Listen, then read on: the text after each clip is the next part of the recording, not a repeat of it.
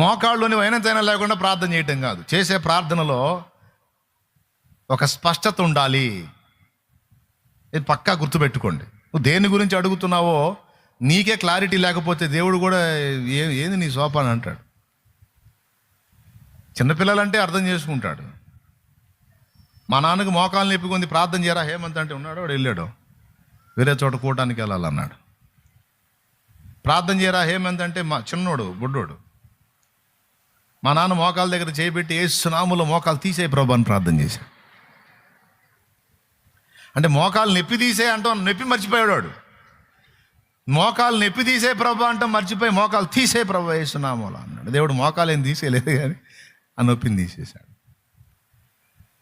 అంటే వాని ప్రార్థనలోని ఆంతర్యం ఆ మాత్రం గుర్తుపట్టగలుగుతాడు. మనమే చిన్నపిల్లలం కాదుగా స్పష్టత లేకుండా చేయడానికి, వైనం లేకుండా చేయడానికి. కాబట్టి ఏది దేవుని ముందు నువ్వు ప్రార్థించినా ఆ ప్రార్థించేటువంటి పాయింట్స్ స్పష్టంగా ఉండేటట్టు ఒక్కటి చూసుకో. మోకాళ్ళు ప్రభా దీవించు నాయన, ఆశీర్వదించు తండ్రి ప్రభా అంటే దేవుడు అంటాడు దీవెనలు 2 రకాలు ఉన్నాయి, ఏ దీవెన కావాలి? ఆశీర్వాదాలు 2 రకాలు ఉన్నాయి, ఏది కావాలి? ఏదో ఒకటి తండ్రి నీకు స్తోత్రం, ఏది ఇచ్చినా పర్లేదు, ఇది మరీ ముష్టి బతుకు, ఏదైనా పర్లేదు అయ్యా అన్నట్టు. నువ్వు భౌతికమైన దీవెన అడుగుతున్నావా, ఆత్మ సంబంధమైన దీవెన అడుగుతున్నావా?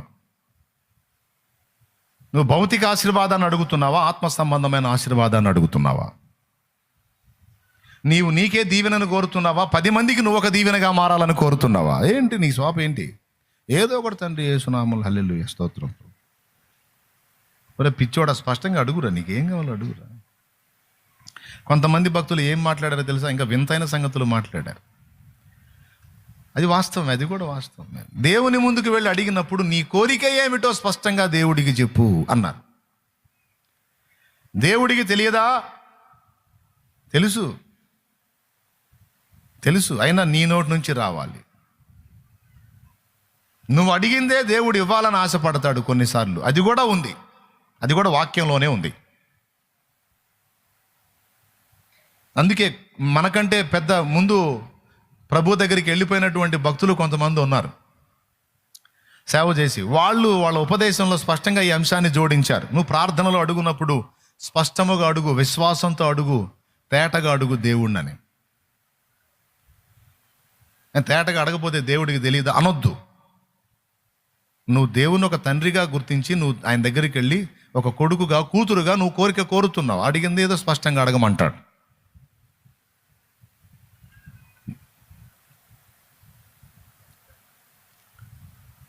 ఖచ్చితంగా దేవుడు కార్యం చేస్తాడు. నాకు ఇది కావాలి, అది భౌతికమైనవైనా ఆత్మ సంబంధమైనవైనా. ఆయన చెప్పిన మాట ఏంటంటే భౌతికంగా 3 వస్తువులను నేను దేవుని ముందు ఉంచాను అంటాడు. నా సేవలో అప్పుడు నాకు అవసరమైనవి, ఒక సైకిల్ కావాలి, నేను నిలబడి వాక్యం చెప్పడానికి ఒక బల్ల లేదు, ఒక బల్ల కావాలి.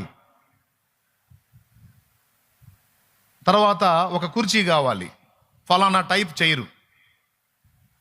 ఈ 3 నేను దేవుని ముందు ఉంచాను. స్పష్టంగా నేను అవి ఏ కంపెనీవో కూడా నేను దేవునికి చెప్పాను అన్నాడు.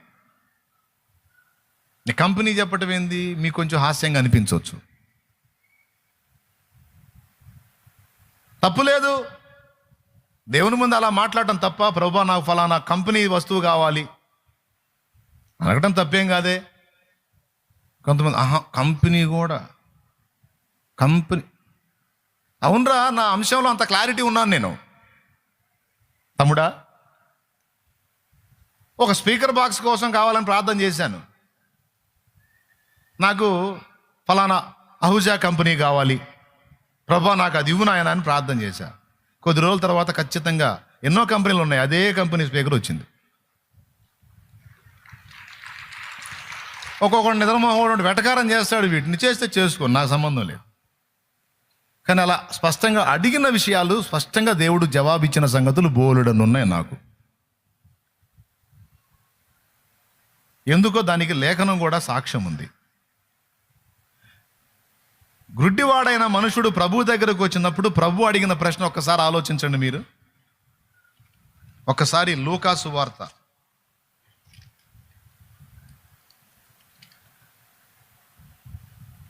18వ అధ్యాయము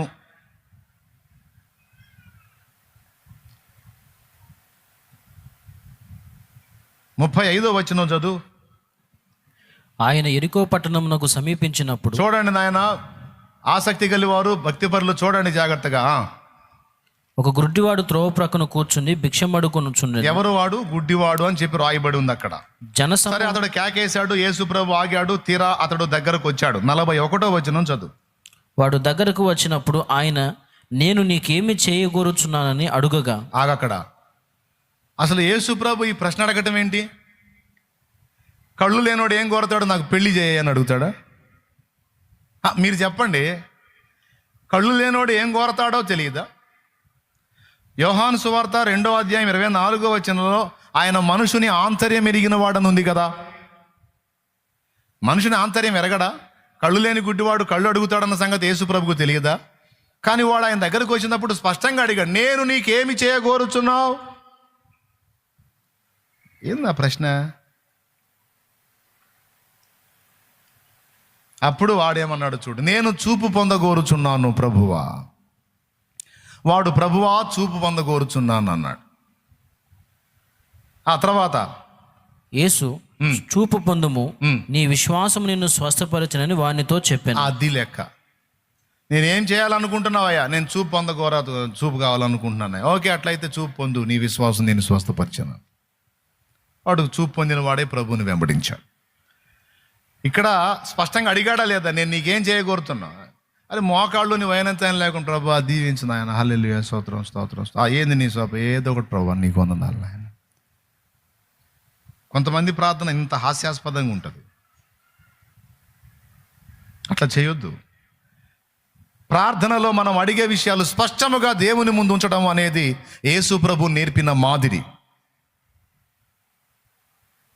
ఒకవేళ నీకు మాటలు రాలేదనుకో, కొన్నిసార్లు భారాన్ని బట్టి మూలుగుతూ విజ్ఞాపన చేసావనుకో అర్థం చేసుకుంటాడు ఆయన. కానీ సాధ్యమైనంత వరకు నువ్వు అడగగోరినవేవో స్పష్టంగా దేవుని ముందు ఉంచడంలో జాగ్రత్త పడాలి. అవి శరీరానికి కావలసినవైనా ఆత్మ సంబంధమైనవైనా. నువ్వు ఫలానా శోధనలో ఉన్నావు, ప్రభు అనే ఫలానా విషయంలో స్పష్టంగా శోధించబడుతున్నాను, దాని నుంచి నేను విడుదల పొందగోరుతున్నాను, నాకు జయము కావాలి, ఫలానా అంశంలో నాకు సహాయం చేయమని నువ్వు దేవుని ముందు స్పష్టంగా ఉంచు. యేసు ప్రభు నేర్పినటువంటి క్రమాన్ని అనుసరించి నేను కూడా ప్రార్థనని ఒక క్రమంలో అమర్చుకున్నాను. రెగ్యులర్గా నేను దేవుని ముందు ఉంచాల్సినటువంటి అంశాలు కొన్ని ఒక క్రమంలో ఏర్పరచుకొని వాటిని తప్పనిసరిగా క్రమంగానే అడుగుతాను. మీ చేత కూడా క్రమంగానే చేపిస్తాను. మీలో ఎంతమందికి తెలుసు? 7 అంశాల ప్రార్థన అని మనం చేస్తాం. మొట్టమొదట పాపపు ఒప్పుకోలు, రెండవది దేవుడు ఇప్పటికే చేసిన మేలుల కొరకు కృతజ్ఞతాస్తుతులు చెల్లించుట, మూడవది సంఘము కొరకు, సంఘముల కొరకు, సార్వత్రిక సంఘము కొరకు మరియు దేవుడు మన ద్వారా జరిగిస్తున్న ఈ సంఘ పరిచర్య కొరకు. అది అయిపోయిన తర్వాత 4వది దేశం కొరకు, దేశ ప్రజల కొరకు, రాజుల కొరకు, అధికారుల కొరకు, మనుషులందరి కొరకు.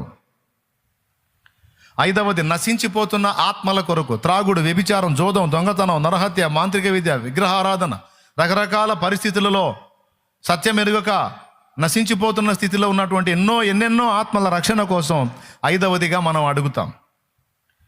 6వదిగా మన వ్యక్తిగత పరిస్థితుల కోసం, కుటుంబం కోసం, కుటుంబంలో ఉన్న వ్యక్తుల కోసం మనం ప్రార్థిస్తాం. 7వదిగా మన మీదను, మన సహా పరిశుద్ధుల మీదను పరిశుద్ధాత్మ అభిషేకము కుమ్మరింపబడినట్లుగా ఆత్మాభిషేకం కోసం ప్రార్థన చేస్తాం. ఇట్లా 7 అంశాలు నియమించుకున్నాం. అంటే 7 చేయాలి, ఇంకా మించి ఏం లేదా అంటే ఇంకా ఉన్నాయి, చేయొచ్చు. కానీ మెట్టుకి ఈ 7 సంగతులు. వీటితో పాటు ప్రభువు నేర్పిన ప్రార్థన, పరలోకమందున్న మా తండ్రి నీ నామం పరిశుద్ధపరచబడునుగాక. నామం పరిశుద్ధపరచబడాలంటే ఆ నామం ఎవరి వల్ల దూషింపబడుతుందో వాళ్ళు క్రమంగా బ్రతకాలి. అంటే క్రైస్తవులుగా ఉన్నటువంటి బిడ్డలు ఆత్మీయులుగా ఉండునట్లు సహాయము చేయి. వాళ్ళు శరీరానుసారులైతే నీ నామం దూషించబడిద్ది, వారు ఆత్మానుసారులుగా ఉండునట్లు కృపచూపు ప్రభువా అని ప్రార్థన. నీ నామం పరిశుద్ధపరచబడును కాక, నీ రాజ్యం మాకు. ఇంకా కొన్ని అడుగుతా నేను. దేశం కోసం అడిగేటప్పుడు సాతాను యొక్క అధికారాన్ని నిర్మూలపరచమని ప్రార్థన చేస్తాను. వాడి ఎత్తుగడలు ఏవి పారకుండా చెయ్యి. మనుషుల్ని పాపంలోకి నెట్టేయడానికి, ఆత్మహత్యలకు ప్రేరేపించడానికి, హత్యలకు పురికొల్పడానికి, అజ్ఞానాంధకారంలో పడేయటానికి కుట్ర పనేటువంటి దుష్టుడి కుట్రలని నాశనం చేయి ప్రభువా అని వాడి కార్యాలను అడ్డగిస్తాను. దేవాని రాజ్యము విస్తరించినట్లు క్రియ చేయమని ఈ అంశాల్లో కూడా ప్రార్థన చేస్తా.